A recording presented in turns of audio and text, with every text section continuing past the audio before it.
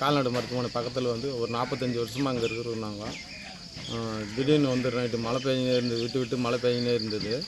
2:30 மணி அளவில் வந்து அப்படியே கலாய் வந்து படப்படான்னு சவுண்டு கேட்டுச்சு.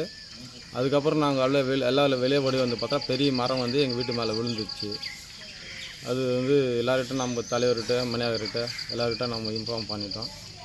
வந்து எல்லாம் வந்து பார்த்துருக்காங்க. எங்கே இருந்தாலும் வந்து நாங்கள் தாசில்தார்கிட்டலாம் இது பண்ணி எங்களுக்கு எதனா இழப்பீடு தரணும், எங்கள் வீட்டுக்கு நஷ்டீடு வந்து தான் எனக்கு நல்லாயிருக்கும். அதே போல் எங்கள் வீட்டு மேலே வந்து மரம் விழுந்துட்டு இருக்கு சார். அது வந்து கொஞ்சம் நல்ல மாதிரியாக கொஞ்சம் ரிமூவ் பண்ணி கொடுத்தா எங்களுக்கு நல்லா இருக்கும் சார். நாங்கள் கூலி வேலை செய்கிறோம் சார். வேறு உள்ளே இருந்து எப்படி வெளியே வந்து யாருக்கு அடியெல்லாம் யாருக்கும் இல்லையா? யாருக்கு அடி இல்லை சார். திடீர்னு வந்து படப்படான்னு சவுண்டு கேட்டுச்சு சார். அது மழை பெய்ஞ்சு விட்டு மழை பெய்ஞ்சிச்சு சார், சரியான மழை. அதனால் வந்து திடீர்னு சவுண்டு வரவே நாங்கள் வெளியே ஒருத்தர் வந்தோம்.